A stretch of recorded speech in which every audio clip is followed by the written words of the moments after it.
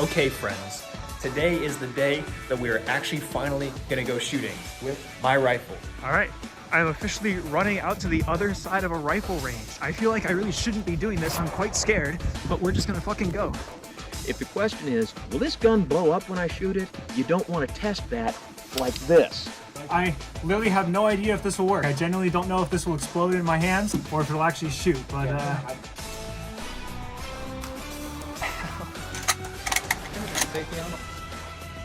A Lee Enfield #4 Mark I.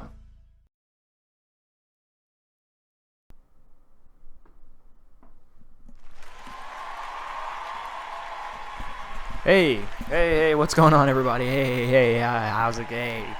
No, thank you, everybody, please. No, please, stop. I'm sure you're all wondering where I've been. Well, that's none of your business, and you aren't allowed to ask that. End of discussion. Don't ask anymore. Where have I been? I'm sure you're surprised to see me now here in the flesh.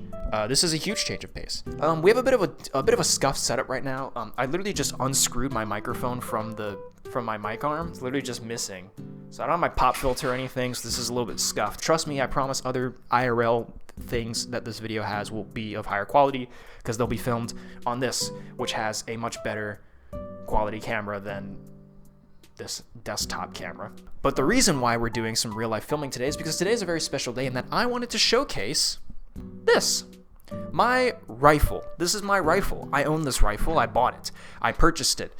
I've owned this rifle for a little while now. I bought it way back in November of 2021. Today is the day that we are going to go shooting with my rifle, finally. Even though I've owned this rifle for a long time, I just had never gotten around to being able to shoot it. But we're going to segment this video into a couple different categories because of what I want to present in this video. First of all is this intro. Hi. I'm going to just quickly explain my backstory with this rifle, how I got my hands on it, and kind of what it means to me. Secondly will be the actual footage of me going shooting with the rifle, if it ends up working. I genuinely don't know. We'll talk a little bit more about that. And then the third segment, which is the segment that I'm personally the most excited about, is a slightly botched and scuffed version of Forgotten Weapons, in which I go through the various details, the copious details of my rifle. I do a little bit of a disassembly. I show you guys a lot of the intricate upgrades that I've made to the rifle myself, a lot of the changes that I've made, and give you a bit of a history on this model of rifle itself. It'll be great. So I'm gonna have all that segmented up, so if you want to skip around, go for it. I don't fucking care. As long as you subscribe, I don't give a fuck what you do afterwards. So this is my Lee Enfield #4 Mark I. I'm not quite sure if I've already said the name, the model of this rifle yet, but we can bring it a little bit closer. Bring this closer. Here we are. Hold on a minute.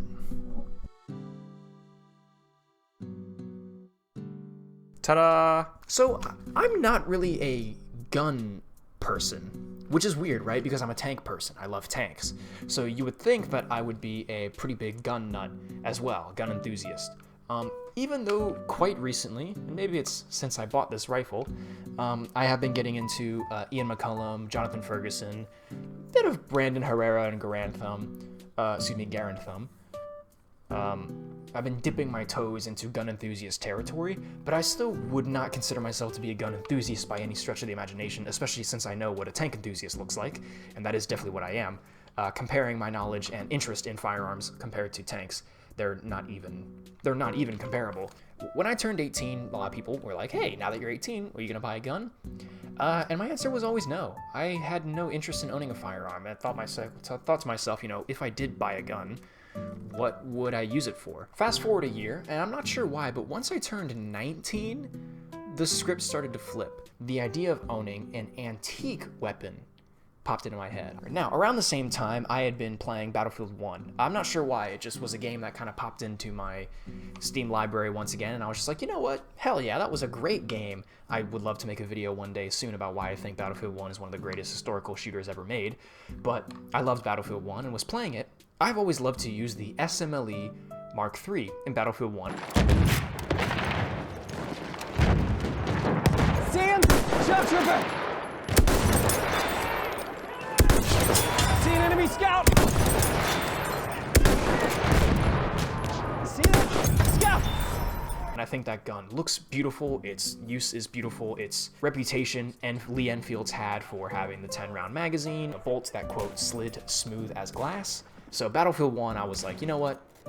I'm gonna buy an SMLE Mark III. I'm gonna get myself a Lee Enfield. Like, you know, screw it. That's gonna be the antique rifle I'm gonna get. A good friend of mine who I hadn't spoken to in quite a while reached out to me. He's a bit of a country boy. He loves all the hunting and fishing and shooting. Quoting himself, he says he is that friend that you do weird things with. And by weird things, it probably means, you know, southern country boy things. Which that actually still doesn't have any less homosexual connotations, but trust me, he's the guy that you do weird things with, but not like that. He wanted to go buy this wacky looking break open 22 rifle that he found, and I was like, yeah, sure. I decided to hop along with him because I hadn't seen him in a long time, and also because I had never been to a gun store before. Up to this point, the only time I've ever been shooting was skeet shooting with shotguns. I have some footage of that.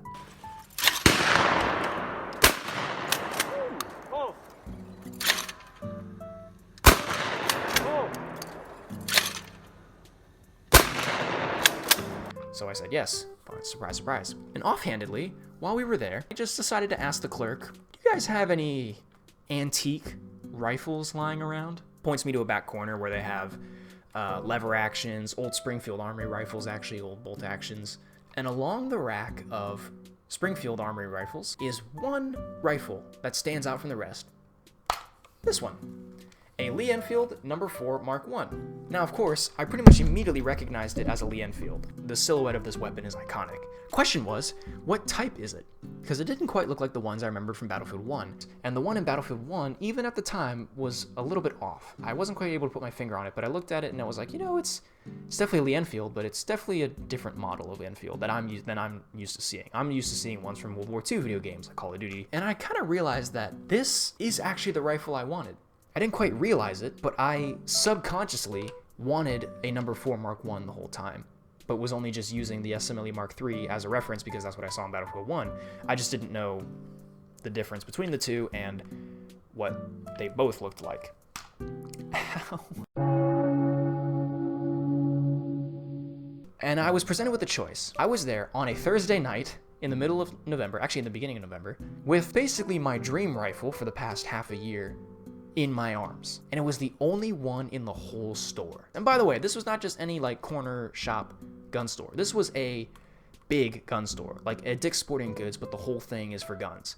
So in the entire store, this was the only Lee Enfield No. 4 Mark I. It was my dream rifle. Randomly asking the clerk if they had antiques, randomly finding this, randomly it being the one that I didn't even realize I wanted, and then just by pure chance, it's the only one in the store. Everything was lining up. Just the stars were aligning. I had to buy this rifle. Spoiler alert, I bought it. I didn't ask any questions. I literally just grabbed the rifle, plonked it on the counter, and said I would like to purchase it, and I bought it, and I walked out. It was an impulse buy. It definitely was. I learned everything I could about its ins and outs, how to disassemble it, how to take care of it, how to properly maintain it, how to clean it, all those things. And my buddy who was there with me when I bought the rifle, who took me out to the gun store, he was great in helping me. He bought me a gun cleaning kit, and he bought me everything that was necessary, and he gifted it, just, hey, gift from me to take care of the rifle. And so I've learned a lot about gun ownership, gun safety. I almost immediately mounted it on my wall. I bought those hooks, even if I was never going to shoot it.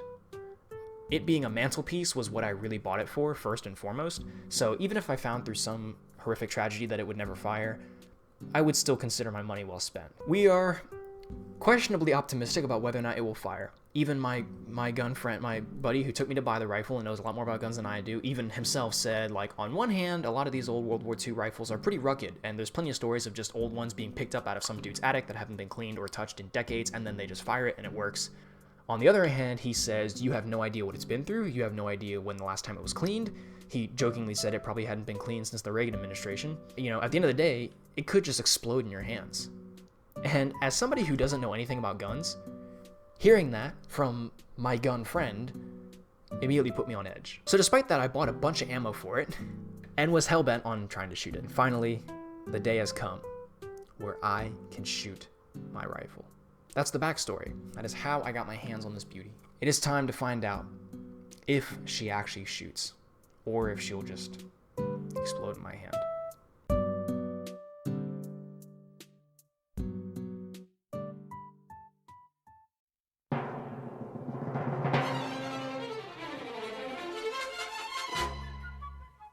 Okay, friends, today is the day that we are actually finally gonna go shooting. I'm very, very excited about today. I think it's gonna be super fun. I think it's gonna be super cool. I've waited such a long time to have this. Even though I've purchased ammo for it and everything, it's an antique.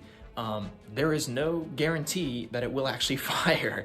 So I could have wasted all this time and wasted all this money on ammo and things, and it might not shoot. I genuinely don't know. Or it could just explode in my hands. And that would be fun. That'd make for great content. I do have, obviously, the goods. The bullets, as they say. We're gonna have 80 rounds to play with today. I've got gun oils, I've got my gun bag, I've got everything that my buddy who took me to get the rifle hooked me up with. I've got my original sling that I actually bought because this was the historically accurate sling that you would get, that the actual British people would have been using in good old World War II, but my parents got me a better one, so I went with that one instead. So before we head out, the plan is going to be to first pick up lunch and then go to a Walmart and pick up some better ear protection, because at the moment, all we have is these little, I don't think these are gonna cut it, just a hunch. So we're gonna go pick up some actual muffs, and also they'll help us because it is cold today. It's really, really cold. It's like 23 degrees Fahrenheit, which for you British people, Europeans, -6 or 7 Celsius. It's pretty cold. In fact, it is actually snowing a little bit outside, or well, not anymore, whatever. Point is, it's going to be freezing cold, so muffs will also help us out a lot. And we're gonna be layering up. I'm gonna have gloves, I'm gonna have a jacket, the whole 9 yards. We're gonna cut, we're gonna do some filmmaking, and I will see you guys whenever the next time I hit record on this phone is. Hope maybe see you guys at the range. Do you honestly think you're fucking funny fucking with my friends? The most American thing you can do, shop at Walmart.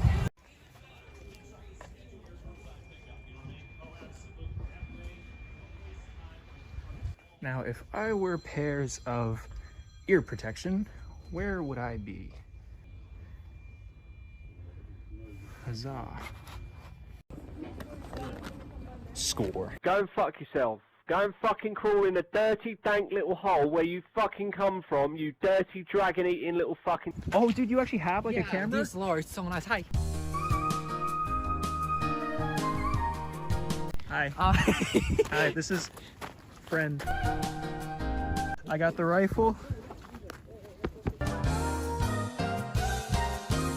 We are ready to rock and roll. I'm so excited. I'm genuinely so excited for this. This is gonna be so cool. As excited as I was to just get down and get shooting, of course, you can't shoot if you have nothing to shoot at. So step one was going to be to set up targets. Luckily, my buddy Ethan, who is the guy who took me to get my rifle, my gun southern boy country friend that you do weird things with, I don't know why I never mentioned his name until now, but his name is Ethan. He came out here with a couple of targets for us to hang up, and it was going to be my job to put them out in the field. Gotta go line up the target. Excuse me? All right, I'm officially running out to the other side of a rifle range. I feel like I really shouldn't be doing this. I'm quite scared, but we're just gonna fucking go. The flimsy scotch tape that he was using to hold the targets to their posts didn't really work in the intense winds we were dealing with that day. I guess I did forget to mention that too. It was quite windy. In fact, Ethan called me that morning literally telling me that I had, quote, picked one hell of a day to go shooting. Needless to say, the targets didn't really stay up for too long, so we ended up just nailing them to the posts way down at the end of the range. Long story short, this did not work out. Fuck. And once the targets were set up, it was time for my first shot. All right, so this is gonna be my first time shooting this. I literally have no idea if this will work. I genuinely don't know if this will explode in my hands or if it'll actually shoot, but this is a moment for the history books. This is my rifle. Target that we put up at 50 meters. Yeah. Honest, it's pointing down. You're good. You're good. Calm down. Look. Hold this. And then.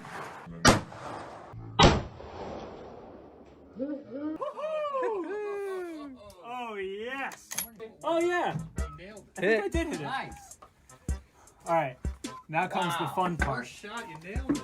How did you hit the first time? Good shot. Because I'm just a G. You got a natural shot?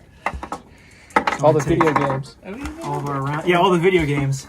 With my rifle virginity now gone, That sounds really weird. It was time to really let her rip. Now, I had bought stripper clips specifically because I just thought they would be really badass. Did I need to? No, definitely not. You can load these rounds individually, and especially for my purposes, I wasn't going to be shooting this rifle religiously or anything, but man, if I was going to shoot it, I wanted the stripper clips. So I bought 5 of them, and I was super excited to actually get to use them, just like we see in the video games. I was super excited for this part. Alright, so back in the olden days, you'd have the stripper clips. Right. The way you would do it is these fit nice right here, and then you take your thumb and push them down into the gun. Like that. Yep, it's in there. Close it up. And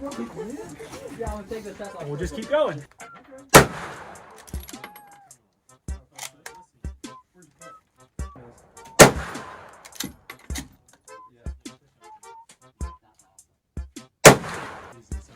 My shooting technique is probably abysmal.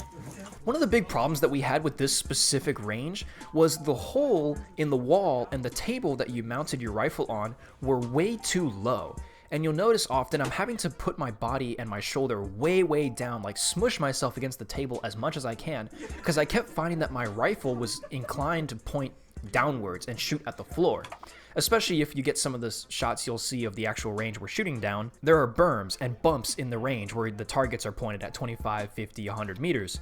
And so especially when you're trying to aim up and hit a target, it became really difficult. And this was something that we struggled with pretty much the entire time that we were shooting, was just trying to get our rifles to go straight. And it wasn't just me, all of us experienced this exact same phenomenon. Also, I would like to apologize for my abysmal shooting technique. I promise I get better at it as time goes.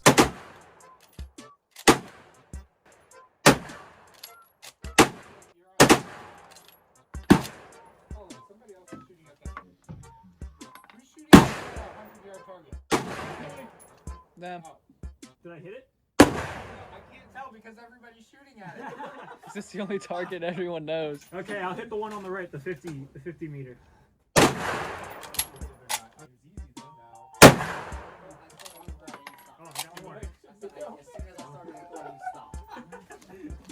Okay. You're just ruining it. Look at my lips. You're ruining it. I'm empty. Now, as fun as shooting my rifle was, I didn't want to be the only one to have fun with it that day. I brought with me a bunch of my other friends, and my brother and my dad, to take turns shooting my rifle. First up was my brother. So, you'll pull the bolt all the way open. Take this, stick it in the hole right there. There you go. Push it down. There you go. Take one more. There you go. Slider shut. Potentially our first jam? Maybe. Yeah, I think it is. I found out later that this wasn't actually a jam. This was actually just user error on my brother's part. When pushing the bullets through the stripper clip down into the rifle, you have to press all the way down really hard to make sure the bullets go all the way down into the mag well. You can't leave any just sitting on top. In this instance, my brother just left that last round sitting pretty much right in the chamber, so when he tried to close up the bolt, it got in the way. Woo! Racker.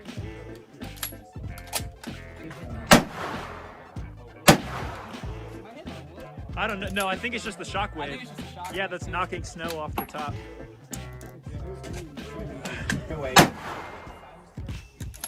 Yeah, she cracks. She's loud.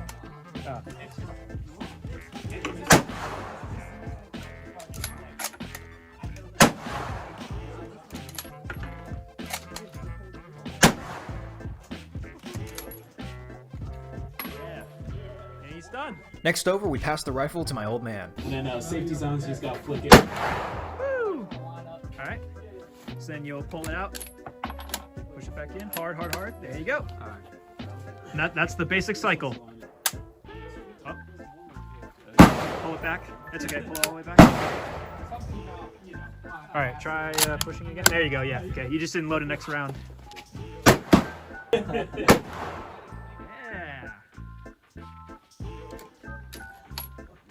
Oh, didn't pop out. Yeah, failure to eject. There you go.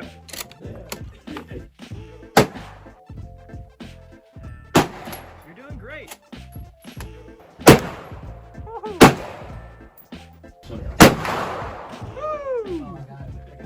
see it. Nice, you can see it? Yep. This is my buddy Cameron. He had brought an AR-15 over from his own personal collection, which had a really cool scope mounted on top. We all got a chance on that gun as well, and I'm actually kind of regretful I never got footage of it, but soon it was his time to take a turn. This doesn't come back at all, does it? Not too much. A little bit. I just you know, be ready. It's recoil. I'm actually heading back tomorrow. Damn! Holy crap! That's a bolt action, my friend. I didn't do that right. This thing, I gotta get low. I know, right? Yeah, that's what I'm saying. It's like, it's really hard to get a sight picture. Next time I shoot out, I right now. Wait. Well, that's really the only thing. Gotta get the extra height. That actually might be perfect. That looks perfect. Yeah, it does.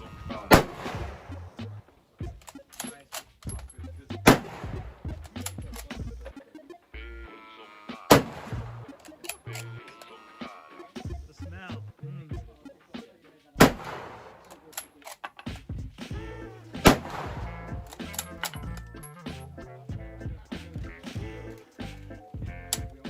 Alright, you're done. Woo! After all that shooting, I took a bit of a break to re-up my magazines and my stripper clips, and in the middle of it, Ethan just decided he wanted to come over and shoot my rifle. Alright, so stripper clip. Yep. I've actually never done this before. Oh, really? Slide this It's in. quite fun, yeah. And then just push it Push down. it all the way down. Make sure the last top round goes all the way into the mag. There you go. There you go. Oh, that's nice. Yeah, it's very firm. You get a nice sense. And then just throw her shut, yeah. Is Safety off, or on, or yeah. So There you safety's go, off. Okay. And then just throw her in. Don't be like this. I know, it's so hard to get lined up right. Yeah, she kicks.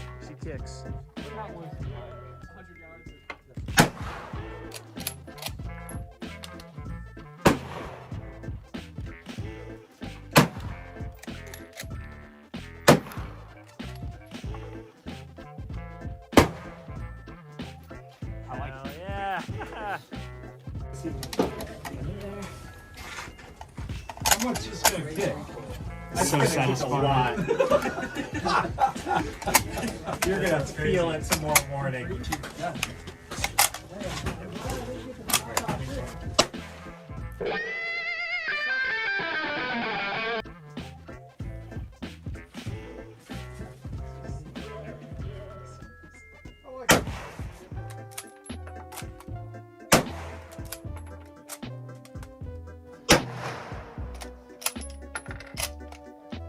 We're gonna try some British techniques. I'm gonna try the British technique of not holding it like this, but holding it like this.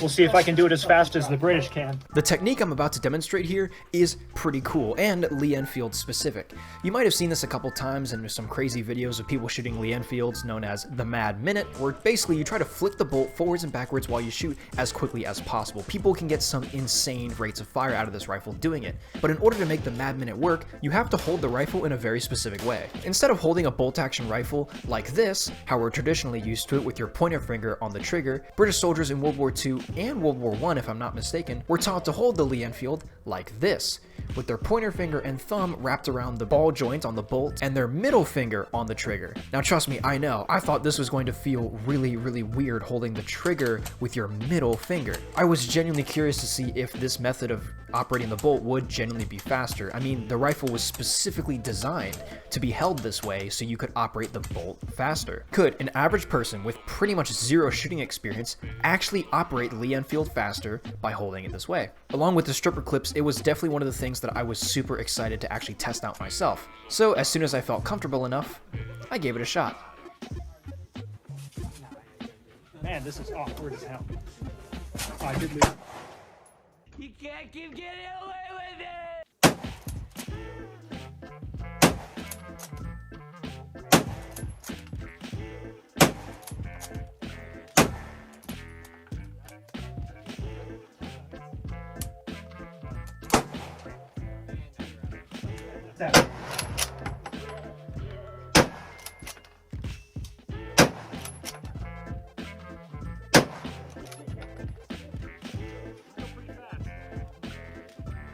That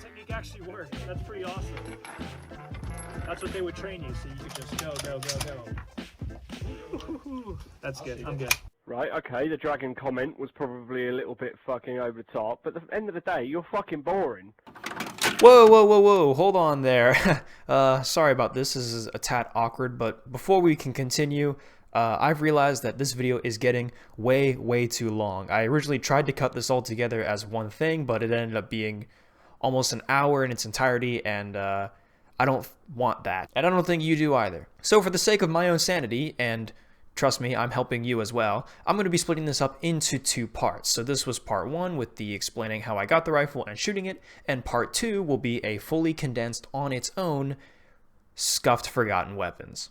So if you care to actually see this rifle taken apart and explained all the little bits and bops, go ahead and click on the link here and you can go check out the second part of this little 2-part video series. Otherwise, if you came here what you wanted to see, then you're good to go. As long as you hit subscribe, I really don't care what you do after that. But if you could be bothered, go ahead and leave a like and check the description of this video for links to my Discord, my other channel, and the podcast I'm a part of, because I've worked very hard on all of those things, and if you like my content, chances are you'll like that stuff too. It's less so tank related, but still me related, and I know that's why you're really here. But that's all I've really got, so thank you so much for watching this video, and if you're going to check out part 2, go for it. Otherwise, go watch my other stuff, or fuck off.